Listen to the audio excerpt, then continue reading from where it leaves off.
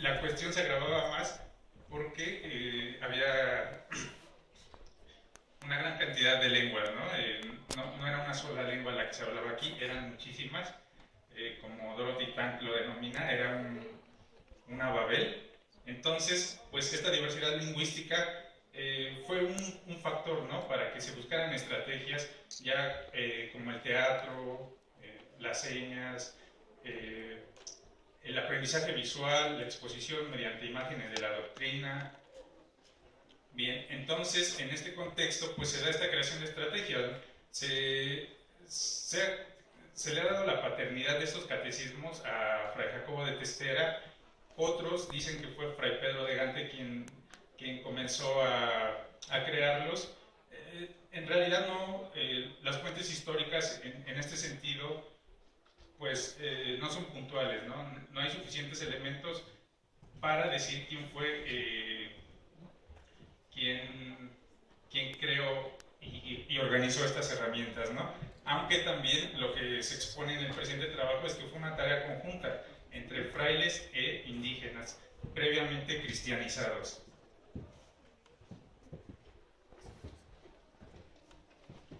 Bien, otro de los puntos que se plantean para la generación de este tipo de herramientas, pues como ya lo mencionaba, es la tradición escriturística mesoamericana, que no es una tradición de escritura como la alfabética, sino es una tradición de escribir pintando, ¿no? La tradición de la tlacuiloa.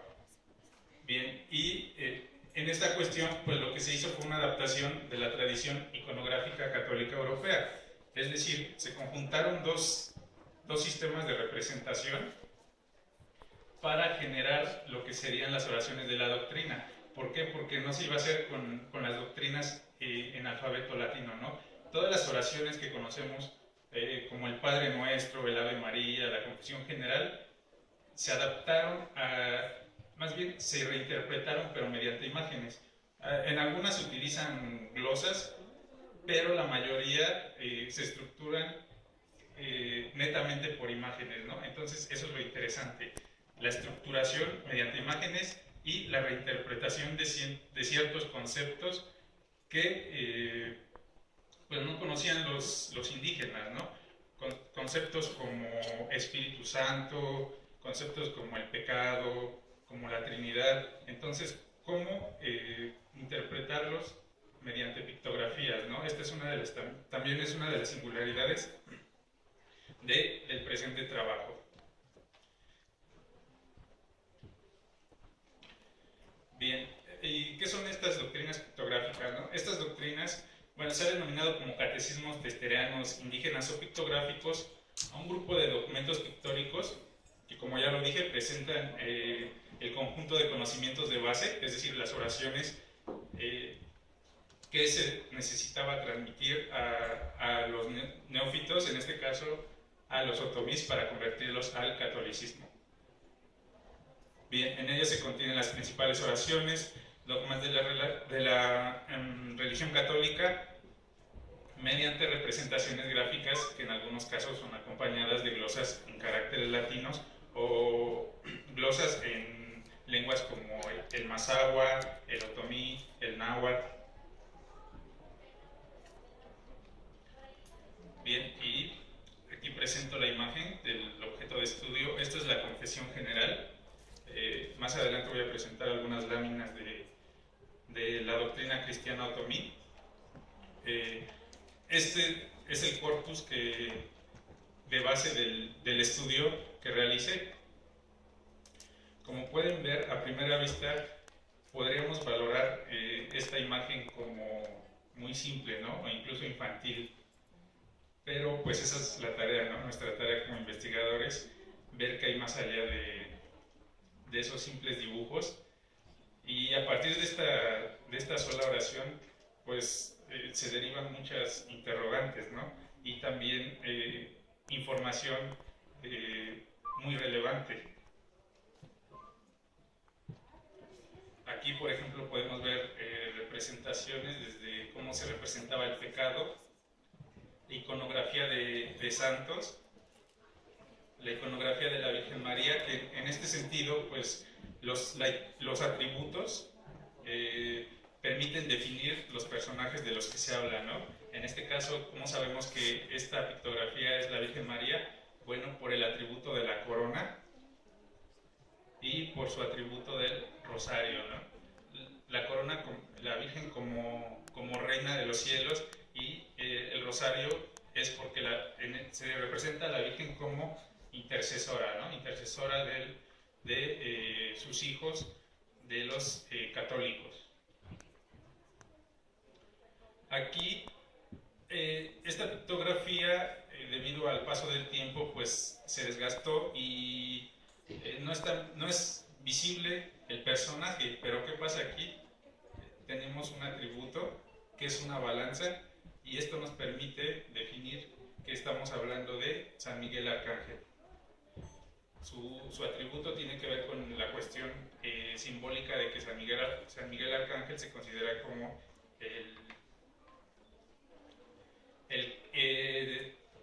el intercesor, o quien dice quién va al cielo y quién va al infierno, ¿no? Como el equilibrador de las almas. Aquí, por ejemplo, podemos ver a San Pedro, sus atributos, la aureola, las llaves, San Pablo con la espada.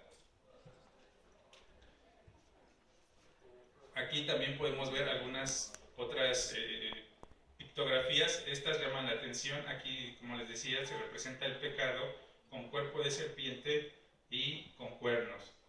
Aquí hay una cabeza de un animal que también aquí es interesante, ¿no? Esta pictografía nos remite más a la tradición mesoamericana que a la tradición católico-europea, ¿no? Aquí hay otra representación diferente del pecado, y aquí estas tres pictografías corresponden a la parte de la confesión general, que, bueno, quien fue al catecismo podrá recordar esta parte donde dice por mi culpa, por mi gran culpa, ¿no?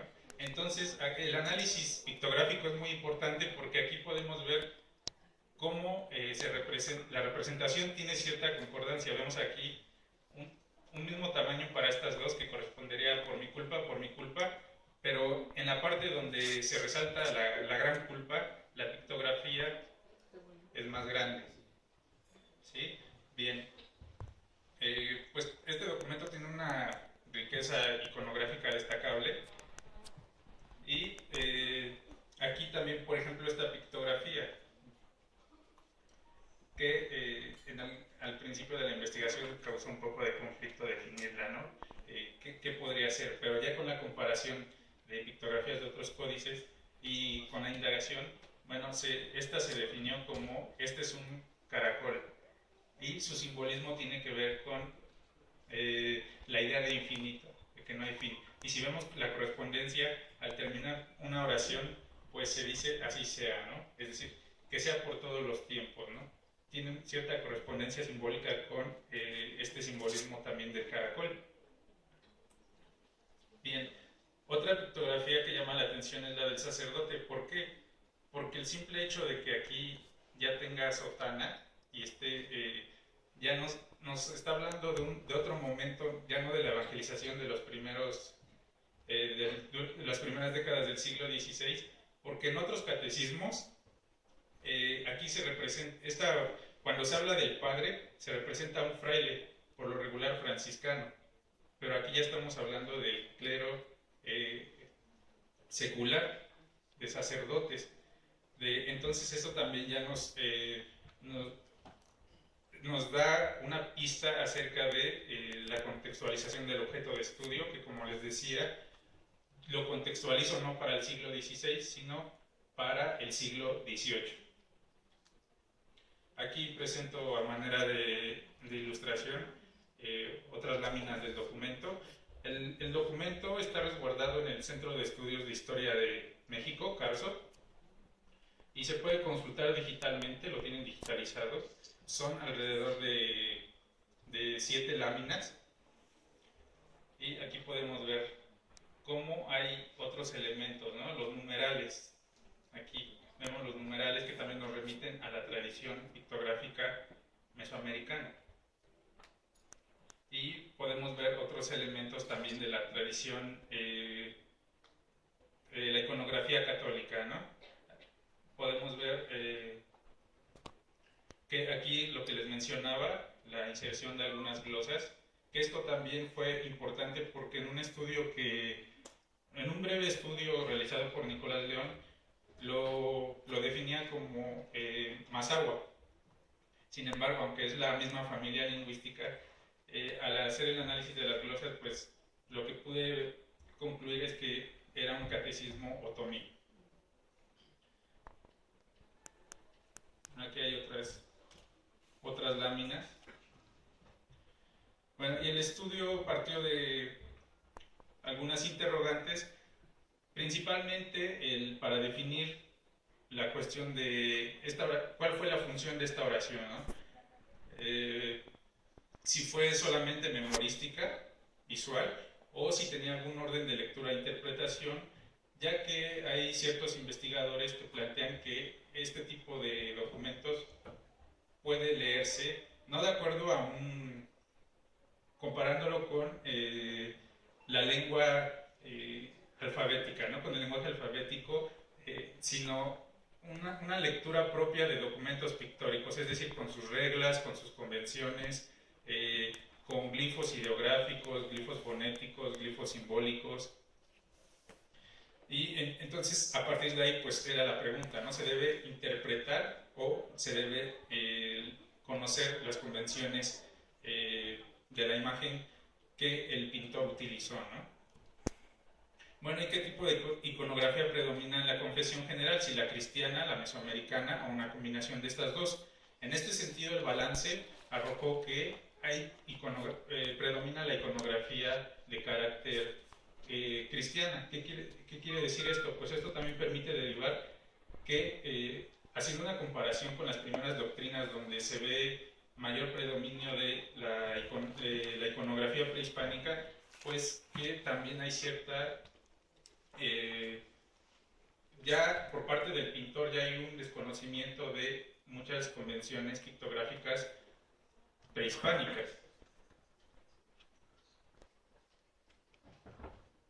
Y otras interrogantes, bueno, ¿cuáles fueron los procesos históricos que enmarcan la difusión de este catecismo, ¿no? En este sentido, ya no se puede hablar de evangelización netamente, sino de ya un adoctrinamiento sistemático para el siglo XVIII. Y dando un panorama general, ¿qué es lo que sucedía durante el siglo XVIII en la Nueva España? Pues tenemos este marco del despotismo ilustrado, ¿no? Donde se trata de establecer las escuelas de castellano, las escuelas de doctrina, la secularización de las doctrinas. Entonces, lo que yo planteo es, bueno, ¿y cómo podemos entender durante la segunda mitad del siglo XVIII, donde lo que se quiere es castellanizar y se quiere enseñar a leer y escribir, ¿por qué utilizar un documento visual? Pues debemos tener presente que la enseñanza se centraba en la religión, en la doctrina precisamente, es decir, se enseñaba a leer y a escribir, pero se utilizaba incluso los textos doctrinales, ¿no? Eran la base de esta enseñanza. Ahora bien, una cosa es lo que emana la ley, lo que dice o lo que plantea la ley, y otra cosa es lo que sucede ya específicamente en los entornos, ¿no? Es decir, la legislación decía que se debía enseñar a leer y escribir, se debía enseñar el castellano, pero los problemas propios de los grupos sociales como los otomís, imponían esta necesidad de buscar estrategias, ¿no? Los otomís, recordemos, fueron de los grupos lingüísticos que más tardaron en evangelizarse y en castellanizarse, ¿no? Incluso en algunos lados, pues, fue hasta el siglo XIX e incluso el siglo XX, ¿no? Donde también hay noticias, no, perdón, el siglo XIX, donde hay noticias que se seguían utilizando este tipo de estrategias. Bueno, debido al tiempo paso rápidamente a mencionar la metodología de análisis, que es muy importante. Utilicé la propuesta analítica de Joaquín Galarza, un investigador que se dedicó a generar una propuesta de análisis muy rigurosa, y a partir de aquí, pues lo que hice fue con cada pictografía codificar las láminas primero, la lámina en general, después las zonas. Estos catecismos se leen de izquierda a derecha y de arriba hacia abajo. Como les decía, fueron presentados en forma de cuadernillos y son muy pequeños. Este mide 15.5 centímetros de largo por 11 centímetros de ancho. Y bueno, se hizo la codificación general para analizar las pictografías y posteriormente reintegrarlas al documento. Básicamente esto fue lo que se hizo con cada pictografía.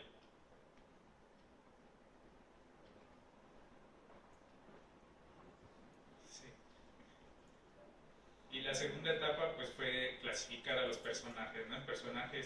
En personajes, objetos inanimados y seres malignos. Esta fue la ficha base que utilicé.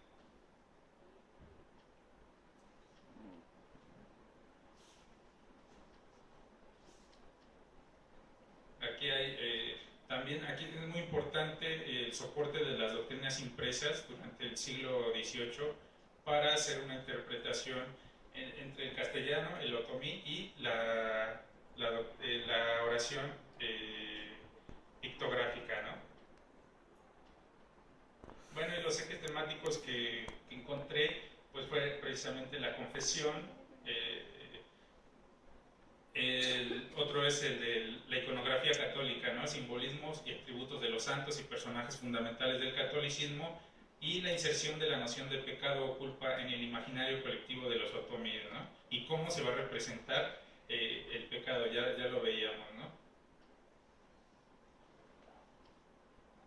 Aquí están los elementos recurrentes.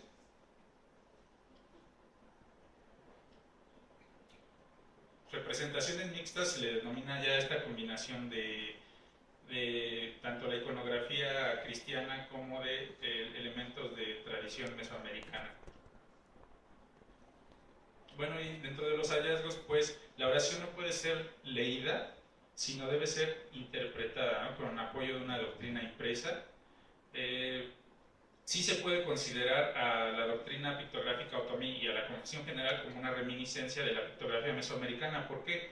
Porque da primacía precisamente a la pictografía, ¿no? Es un elemento que se construye con base en una tradición visual presente en Mesoamérica y conservada durante la colonia, y por este estilo que presenta, ¿no? Y la manera de presentarlo, el estilo también.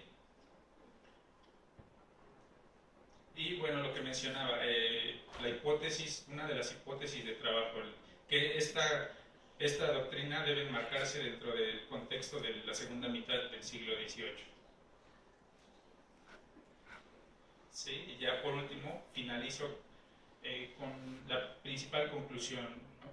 Más que conclusión, con la principal reflexión, que la principal función de la confesión general es resaltar la primacía del significado más allá de la complejidad estilística y estética. Es decir, no era tan, si queremos verlo como un estilo muy simple, pues recordemos o tenemos que ver que su principal función era transmitir ese conocimiento más que hacer bellos o seguir los parámetros de la pintura europea, ¿no? de todas estas pictografías. Bueno, ya por último es el catálogo iconográfico que presenté, haciendo un cotejo entre imágenes. Y bueno, eso sería todo. Gracias.